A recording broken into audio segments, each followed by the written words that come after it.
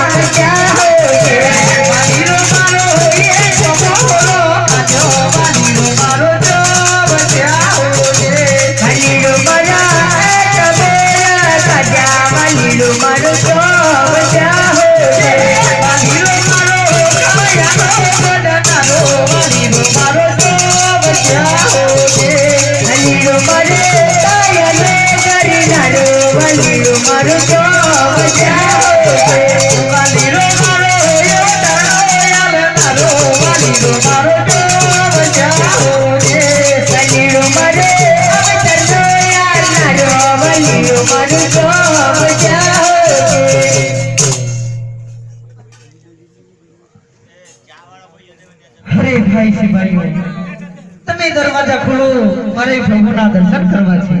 તમે કોણ છો અને ક્યાંથી આવો છો? અરે ભાઈ, હું પોકરણગઢથી આવું છું અને અજમલ રાજા મારું નામ છે.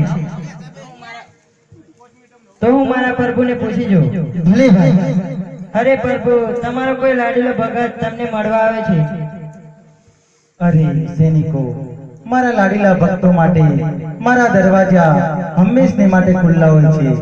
માટે સૈનિકો, દરવાજા ખોલી નાખો અને મારા લાડીલા ભક્તને અંદર આવવા દો. તમે અંદર આવી શકો છો. ભલે ભાઈ. અરે રાજન, મારી સામે એક નજરે તાકી તાકીને શું જોઈ રહ્યા છો? રાજન, દ્વારકા નગરીમાં તમારું સ્વાગત છે. આવો રાજન અને મારી સાથે હિંદવા ઘાટ પર બિરાજો. હરે પ્રભુ, અમારા જેવા કોઈ કાળા માથાના માનવી હોય તો તેને કોઈ પણ જાતની તકલીફ થઈ શકે છે, પણ તમે તો પોતે પ્રભુ છો, તો તમારી આ કપાળી પટા શેના બાંધ્યા છે? અરે રાજન, મારો કોઈ લાડીલો ભક્ત મને લાડુ જમાડવા માટે આવ્યો હતો, પણ હું લાડુ જમ્યો નહીં, એટલે મારા લાડીલા ભક્તે ગુસ્સે ભરાઈ અને આ પથ્થરની મૂર્તિ તો કોઈ લાડુ જમતી હશે, એટલે લાડીલા ભક્તે ગુસ્સે ભરાઈને પથ્થરની મૂર્તિ પર માર માર્યો અને સાચા ભક્તો દ્વારા મારવામાં આવેલો માર તો મારા હૃદય આવીને વાગ્યો છે. તો એ મારા સાચા ભક્તના લાડુ મારા કપાળ પર વાગ્યા. જ્યારે મારા ભક્તને લાડુનો માર માર્યા પછી સંતોષ થયો નહીં, એટલે મારો લાડીલો ભક્ત તેના હાથમાં રહેલી જળની જારી મારા માથા પર મારી, જેના કારણે મને લોહી નીકળી આવ્યું હતું. એટલે ભક્તરાજ ને કપાળે પાટા બાંધ્યા છે. હરે પ્રભુ, એ તો હું પોતે જ હતો પ્રભુ, મને માફ કરો, મારી ભૂલ થઈ ગઈ પ્રભુ, મને માફ કરો. હરે રાજન, ઊભા થાવ, તમારી કોઈ ભૂલ થતી નથી, કારણ કે સાચા ભક્તોનો પુકાર તો મારે સાંભળવો જોઈએ, પણ મેં તમારો પુકાર સાંભળ્યો નહીં. ભૂલ મારી થાય છે રાજન, માટે તમારે માફી માંગવાની કોઈ જરૂર નથી. હરે હા, અજમલ રાજા તો દ્વારકા નગરીમાં આવી ગયા છે અને અજમલ રાજાની પરિસ્થિતિથી હું વાકેફ છું કે પોકરણગઢની પ્રજા આજે અજમલ રાજાને વાંજિયાના મેના મારી રહી છે. તો લાવો અજમલ રાજાને હું થોડી લાલચ આપું અને તેમની પરીક્ષા કરી જોઉં, તો અજમલ રાજા અહીંથી જ પાછા વળી જાય. હરે રાજન, માગો રાજન, તમારી ભક્તિ પર હું પ્રસન્ન થયો છું, તમને માગ્યા વચન આપો. હરે પ્રભુ, મારે તો નથી જોઈતા કોઈ સોનાના હિંચકા કે નથી જોઈતી સોનાની નગરી, મારે તો ફક્ત એક શેર માટીની ખોટ છે. હરે પ્રભુ, મને આ નગરીની પ્રજા મને વાંજિયાના મેના મારે છે, મને વાંજિયાના મેના મારાથી સંભળાતા નથી, તો મને એક પુત્રનું વરદાન આપો પ્રભુ. હરે રાજન, હું તમને આ સોનાની નગરી અને હિંચકા બધું જ આપવા તૈયાર છું રાજન, જેથી તમે પોકરણગઢના અને આજુબાજુના રાજાઓ કરતા તમે ચઢિયાતા રાજા બની જશો. ના પ્રભુ, મારે તો કઈ ના જોઈએ, ના જોઈએ સોનાના હિંચકા કે ના જોઈએ સોનાની નગરી, મારે તો ફક્ત એક પુત્રની જરૂર છે પ્રભુ. તો રાજન, હું તો દ્વારકાધીશ કૃષ્ણ છું, દરેક મનુષ્યના મનની ઈચ્છાઓ જાણતો હોઉં છું. તો રાજન, પોકરણગઢની પ્રજા આજે તમારું મુખ જોવા તૈયાર નથી, તો લો તમને અમરડાયને એક પુષ્પ આપું છું, તે પુષ્પને તમે 9 માસ સેવા કરજો, તમારા ઘરે પુત્રનો જન્મ થશે.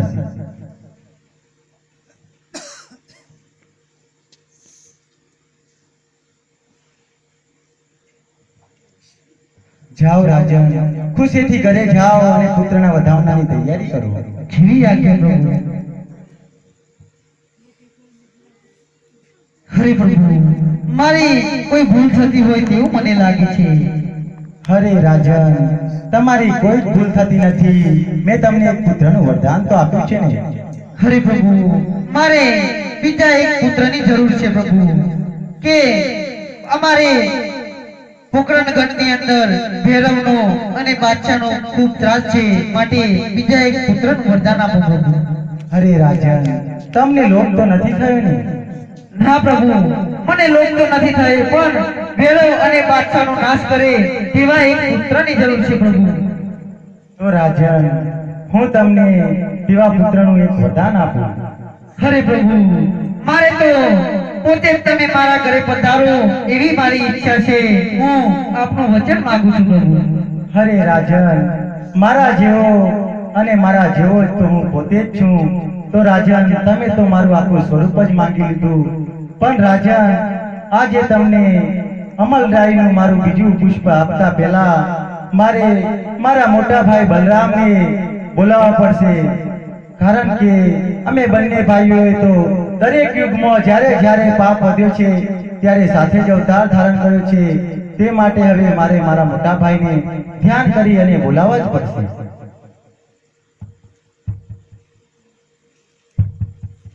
હરે, આ શું? કનૈયો મને મધરાતી યાદ કરે છે. મારે સોનાની નગરીમાં જવું પડશે.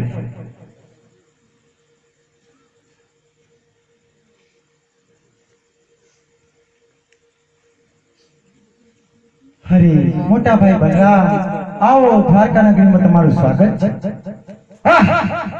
અરે આ શું? આ સાને કપાય પાટા પાટે છે. તમને તો કપાય લોહી નીકળે છે.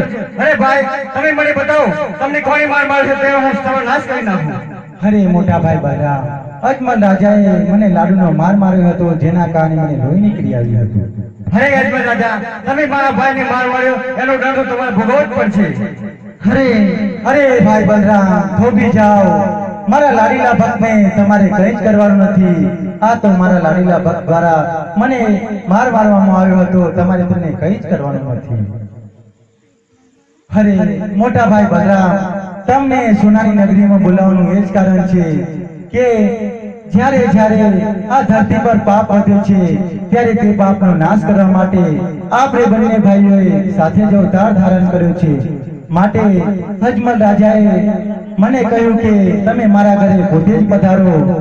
તો ભાઈ બલરામ, આપણે બંને તો કોઈ યુગમાં જુદા પડ્યા નથી. માટે તમારે મેં અજમલ રાજાને જે અમલરાયનું પહેલું પુષ્પ આપ્યું છે, હવે તમારા નામનું તેમને આપું છું. અને તમારે હવે પોકરણગઢ અજમલ રાજાના ઘરે જન્મ લેવાનો છે. અરે કનૈયા, તારો યજ્ઞનું પાલન કરું એ તો મારો ધર્મ છે.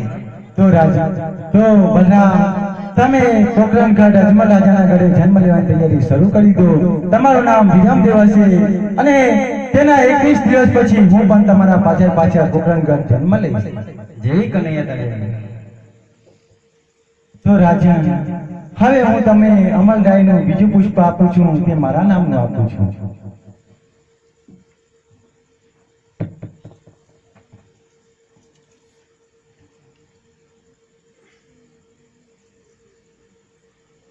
લો રાજન, આ મારા નામનું અમલરાયનું બીજું પુષ્પ આપું છું. આ પુષ્પને તમે પારણીએ પધરાવજો. હું તમારા ઘરે ચોક્કસ અવતાર ધારણ કરીશ. હરે પ્રભુ, પણ તમે મારા ઘરે અવતાર ધારણ કરશો એ મને શું ખાતરી થશે? હરે રાજન, જ્યારે હું તમારા ઘરે અવતાર ધારણ કરવાનો હોઈશ ત્યારે મહેલમાં 5 કુમકુમના પગલા પડશે. ઉકળતી ડેગો આપોઆપ નીચે ઉતરશે અને તમારા મહેલમાં જેટલું પણ પાણી હશે એ બધું દૂધ થઈ જશે. અને તમારા પોકરણગઢમાં આવેલા જેટલા પણ મંદિર હશે તે મંદિરોમાં ઝાલરો આપોઆપ વાગવા માંડશે અને તમારા મહેલમાં સંતધની આપોઆપ સંભળાય અને પડોશીના ઘરે ગાય ટંકે સવામાં દૂધ આપે ત્યારે સમજજો કે પ્રભુ પોતે જ પધાર્યા છે. જેવી આજ્ઞા પ્રભુ. તો રાજા, તમે ધ્યાન ધરો. હું તમને ધ્યાનમાં પોકરણગઢના પાદરે પહોંચાડી દઉં. ભલે પ્રભુ.